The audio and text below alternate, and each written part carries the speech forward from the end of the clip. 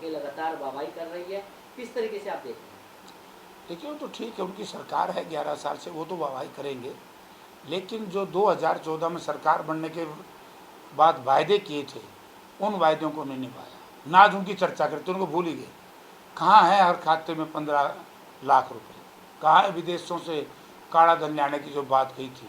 या तो काला धन था ही नहीं, केवल वोट लेने के लिए उन्होंने ड्रामा किया। अगर वो ड्रामा है तो जनता से माफ़ी मांगे, ड्रामा नहीं है तो विदेशों से धन जाए। 2 करोड़ बच्चों को रोजगार देने की बात कही थी प्रतिवर्ष, रोजगार घटे हैं, 11 साल में बढ़े नहीं। आपने देख लिया होगा ऑपरेशन सिंदूर के समय फौज के रिटायर्ड बड़े बड़े आला अफसरों ने कहा कि वे फौज 2 लाख के आसपास कम कर दी, और फौज की जो टेन्योर थी अग्निवीर के नाम से वो घटा दी। इससे बड़ा भारी नुकसान हुआ। रेलवे में भर्ती कम कर दी, यूपीएससी में भर्ती बंद कर दी। यानी कि जीएसटी का कलेक्शन बढ़ रहा है, इनकम टैक्स आमदन बढ़ रहा है और रोजगार घट रहा है। इससे देश को बड़ा नुकसान हो रहा है। इसके ऊपर एक शब्द वो नहीं बोले। दूसरी बात, उन्होंने एक बार ये नहीं कहा, इन्होंने सत्ता हासिल करने के बाद जब राफेल खरीदा था तो इन्होंने कहा था भाई कांग्रेस गवर्नमेंट ने कुछ नहीं किया, अब हम करेंगे। हम मेक इन इंडिया की बात इन्होंने करी, startup India, make in India, नाम बहुत हर रोज सूत्रे सूत्रे दे दे हैं। ठेकेदारी प्रथा को हमारा कह दिया कौशल रोजगार निगम। तो इस तरह के नाम देते रहे। आप ये बताइए कि 11 वर्ष में एक भी जहाज बनाने का कोई बड़ा कारखाना लगाया?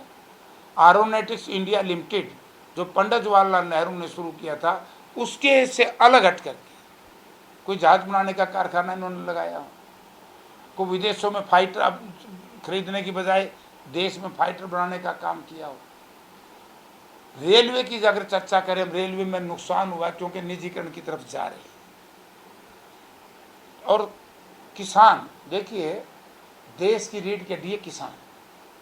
11 साल में जितना किसान को नुकसान हुआ है, बहुत बड़ा नुकसान हुआ। या तो आज़ादी के समय, देश की आज़ादी हासिल करने के लिए हमारे शहीदों ने शहादत दी थी, या इस देश के किसान ने किसानी को बचाने के लिए 730 किसानों की शहादत देनी पड़ी, तब जाकर के हमारी एमएसपी बची, तब जाकर के हमारी ज़मीनें बची। वरना कॉन्ट्रैक्ट बेस्ड एग्रीकल्चर का जो काला कानून लेकर के आए थे और एमएसपी को कानून का दर्जा नहीं देने की जो बात कही थी, वो आज तक इन्होंने पूरी नहीं की। इन्होंने किसानों से समझौता किया था, हम एमएसपी को कानून की गारंटी का दर्जा देंगे, अब आज तक नहीं दिया। कमेटी का गठन भी नहीं किया। तो किसान के साथ बड़ा धोखा, नौजवान के साथ बड़ा धोखा। पैरामिलिट्री फोर्स में, फौज में हर जगह भर्तियाँ कम कर दी गई। तो इन्होंने किया क्या? आप देखिए, सबसे बड़ा नुकसान मैं देश के लोगों से कहना चाहता हूँ, और इन्होंने बताना चाहिए। जब डॉक्टर मनमोहन सिंह की सरकार थी, यूपीए था, डीजल था 22 रुपये लीटर और क्रूड ऑयल था 100 रुपये, 100 डॉलर प्रति बैरल। आज कच्चा तेल है 50, 40, 50, 60 रुपये, 60 डॉलर प्रति बैरल, और डीजल का दाम है 100 रुपये पर लीटर। तो कितना महंगा लीटर, कच्चे तेल के दाम कम।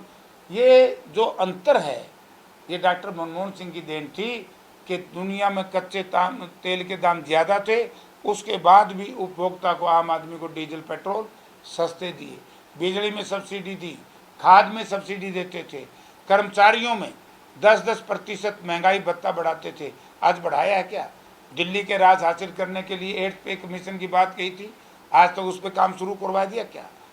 तो इन्होंने सबसे पहले तो जो वायदे किए थे 2014 की सरकार बनने के बाद और सरकार बनाने के लिए, वो तो मेरे हिसाब से आज तक तो को पूरा किया नहीं भैया। इनसे पूछ लेना आप, काला धन आ गया क्या? 15-15 लाख रुपए डल गए, रोजगार मिल गया, एमएसपी को कानून की गारंटी का दर्जा मिल गया, किसान लड़ रहा है सड़क। हमारा अन्नदाता अपनी जमीन और जमीनी किसानी को बचाने के लिए संघर्ष पे है।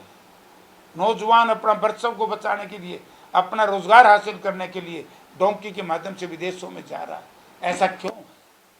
ये सरकार को बताना चाहिए। मैं कहाँ से पहुँचूँ? डीजीसीए का भी इतराज आ गया इस पर, ये गलत है। ये इस तरह थोड़े हर रोज 10वां उद्घाटन हो गया इसका, तो इन्हें तो बहुत तरक्की कर दी। यही तो कह रहे हैं, यही तरक्की है बस इनकी।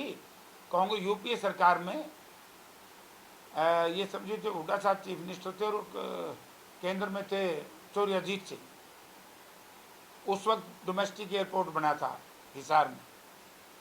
आज डोमेस्टिक एयरपोर्ट की बजाय ज़मीन ज़्यादा दे दी, एरोड्रम बना दिया। इससे बेईमानी हमें लग रही है कि हमारे साथ धोखा कर रहे हैं लोग। इन लोगों ने देश की जनता के साथ अच्छा नहीं किया।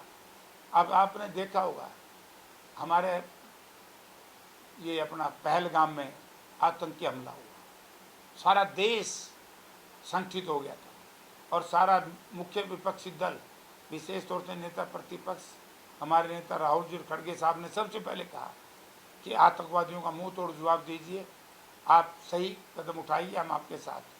हम सेना के शौर्य को कम नहीं होने देंगे, हमारे सैनिकों का मनोबल ना गिरे, इसलिए सारा देश आज एक है, मजबूती से खड़ा है। तो क्या हुआ भाई, क्या हुआ हमारा? एक टाइम था 1971 का, कांग्रेस पार्टी की सरकार थी, इंदिरा जी इस देश की प्रधानमंत्री थी। अमेरिका को कैसे घुटने के बल खड़ा कर दिया था ना। और आज हमने कहा हमने झुकना पड़ा।